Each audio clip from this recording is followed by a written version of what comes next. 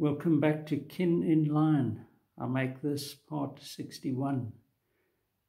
I've decided to get the army out of this series completely if I can. So we moved forward a year, and this is 1983, and I had been called up by the Confederate Rifles to do a 3-month sojourn on the northern Namibian border. It was a long story. I tried to hand in my rifle. They wouldn't accept it. I tried to get exemption because the referendum was coming up and I was working for the PFP. Couldn't get that right. I tried to get an Anglican clergyman on my side to kind of persuade them, but nothing worked. So I ended up on this Flossie, as they called it, a sort of Dakota or some military transport plane, flying up and landing in northern Namibia in August of '83. We had 3 months, so it was already hot as hell there in the daytime. And here you can see there's a guard house or whatever up on stilts. To me, a perfect target if you wanted to attack these bags. But obviously they were monitoring. And we went to, it was a long trip, but the pictures will kind of capture it a bit. But this is just to illustrate. And notice how small this page is. I, again, didn't take paper. I was so depressed about the whole thing. But they issued us with these tiny little notebooks to take notes about, you know, when we did a little bit of training before up in a place called Oshivelo. So I've got a few of those. We'll take a squiz into this book. Again, I dismembered the books because I thought I was going to make a book with these drawings. I started this with a little bit of writing about heroism or barbarism. Young men cast into the mould, shaped by society, twisted and gnarled, and so forth.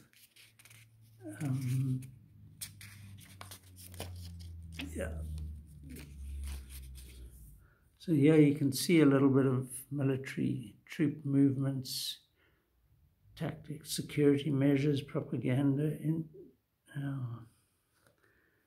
So we had to be au fait with all of what they were planning to do, who knows. Morale, rumors, mutiny.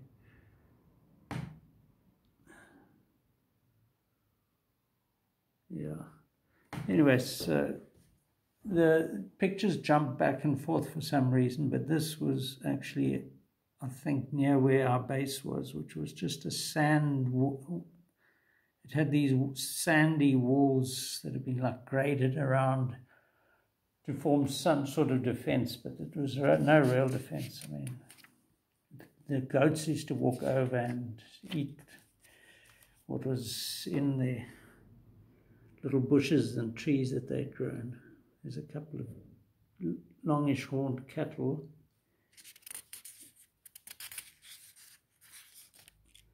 So initially at Oshivelo, they gave us this week's training, I think it was.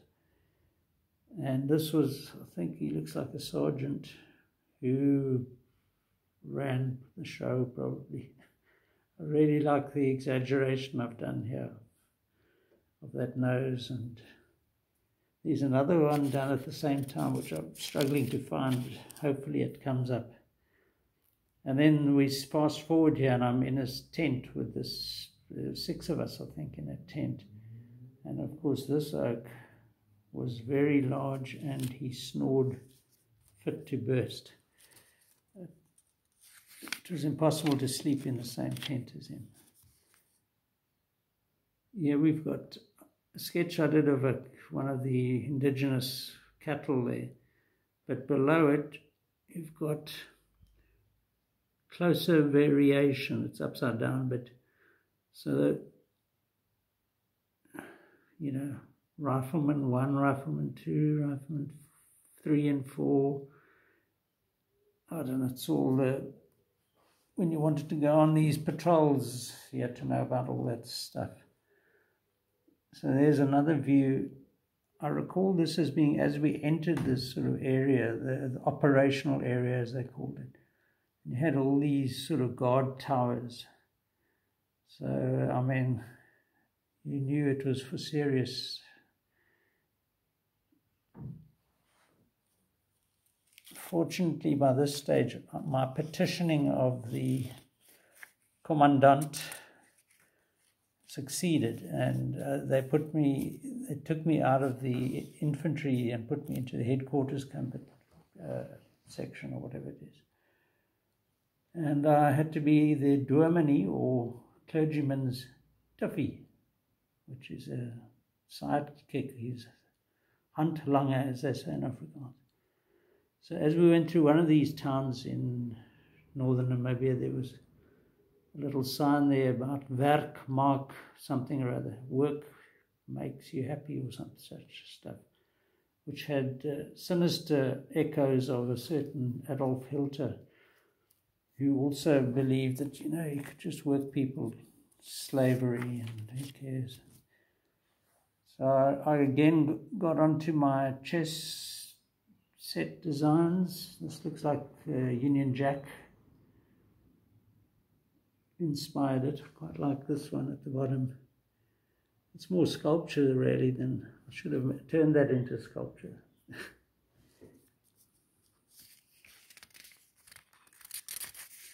29 retrospect, I should go back and do these things.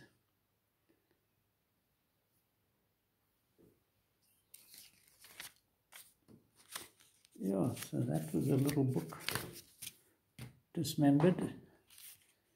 Here's another one with another chess man. I hadn't outgrown my chess set fetish.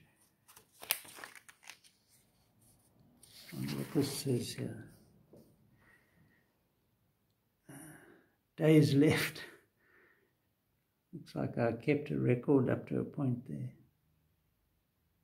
40, 30 percentage of time. Jeepers, I don't remember doing all this. E.H. Walton was a publishing company just next to the Herald where I would work.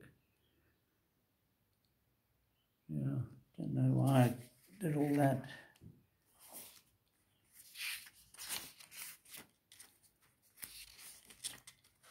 Looks like there was a horse somewhere. I managed to get a little bit of him down. Yeah, now this was quite fun. I did these quick sketches and then I used pencil crayons to colour them in a bit. And it certainly does add a bit of substance to the drawing. Certainly it's something I should revisit.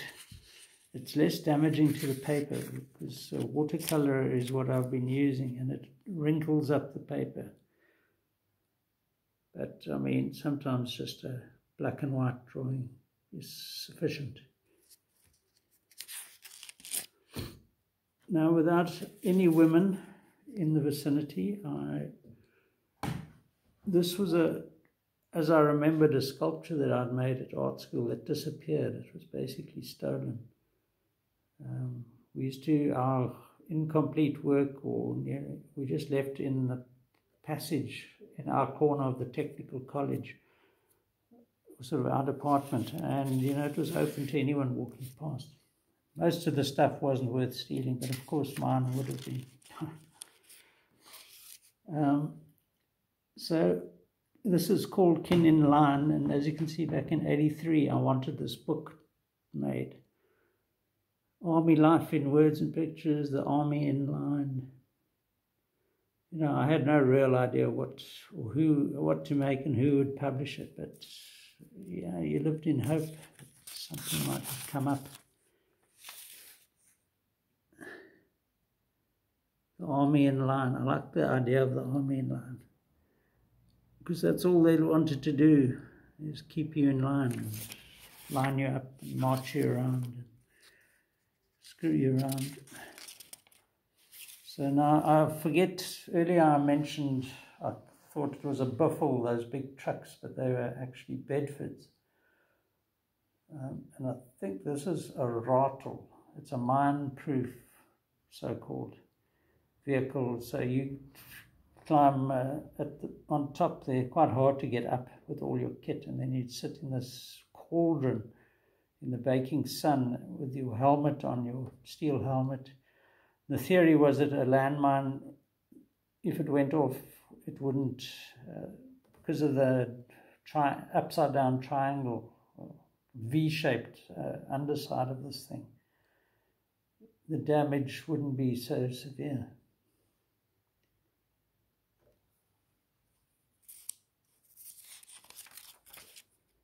As you can see, I didn't have much paper on me at the time, so these little books were used to scroll down my thoughts. There's more of them.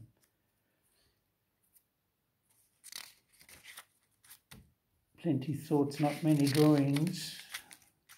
And then we're back to my lady in... She's starting to move, which is nice.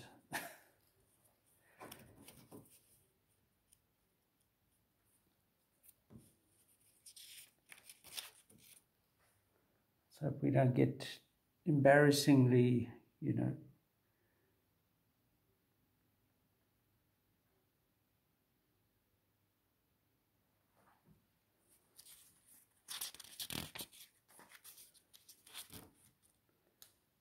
another chess set.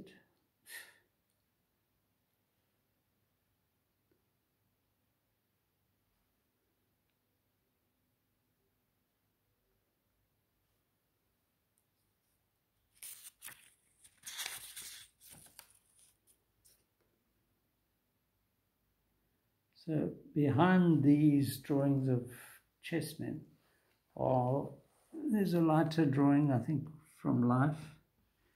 And then here, as part of just as I'd done at art school, where I'd done those training posters for the Transkei Health Department, here I had to do in triplicate, or even more, I think, drawings showing people how they must tidy up their area, and the army would help them move all the rubbish that they'd collected to dump far away in a sort of, also to set up proper ablution facilities. So it wasn't all negative. They were trying to actually help the locals nearby under the theory of hearts and minds and so forth.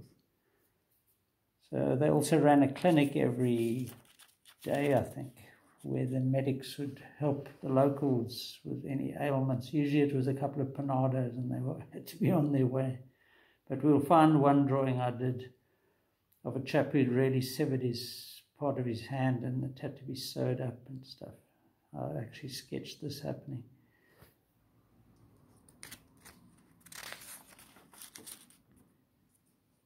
Which is another sort of working out how they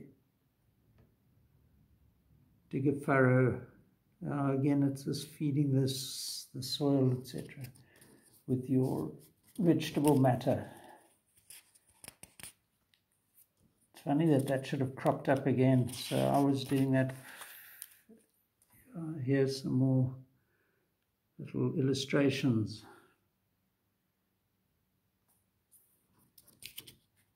So then they gave me nice paper and I had to do these large and in several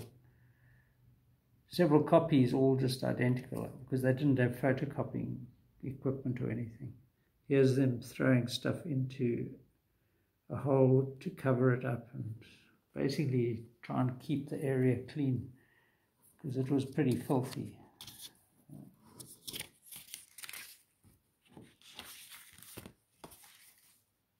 Water furrow, burying of rubbish, establishment of toilets, washing hands after using it, etc. So, yeah, it was easy for us to disparage the military and say they were absolutely awful, but I saw in practice that they try to help these locals anyway. So, yeah, being there in northern Namibia, I didn't really appreciate it, but here's a sunset or whatever, silhouetted trees. A lot of these trees were in a sort of a swampy area, so they were dead. Gave it quite a stark look. Oh yes, and then this canal from the Ruakana irrigation scheme. There's a big dam up to the west of where we were. And this canal brought water all the way from there. I don't know how clean it was. But it certainly, I mean, that's what we used. Without it, I think that's a horse on the right there. And a nice modern bridge and modern road. So it was pretty sophisticated, you know. That's colonialism. So I mentioned earlier that we were at this training camp at Oshivelo, and this is another of the guys who was there, one of our instructors. Again, I've given him a nice nose, and he's got his earphone things on for the noise, all those guns firing off, those rifles. And I'm proud to say I never fired any shots, so I didn't have to clean my rifle very much. In that base, there was a little aviary, a couple of birds, and I think this is a lovebird.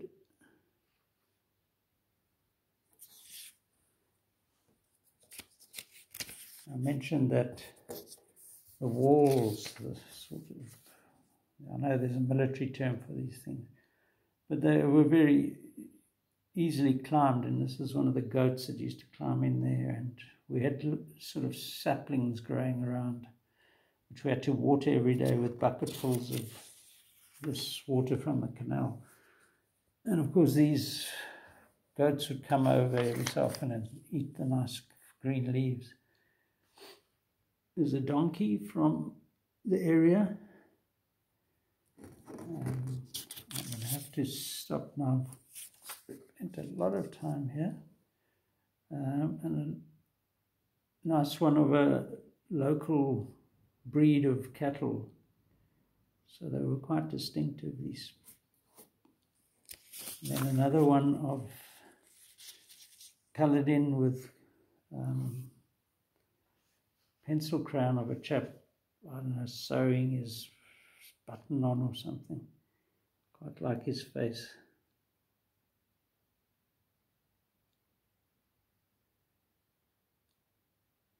Concentrating much better. Okay, so I'll have to leave it at that for now, and we'll be back in northern Namibia again next time. Cheers.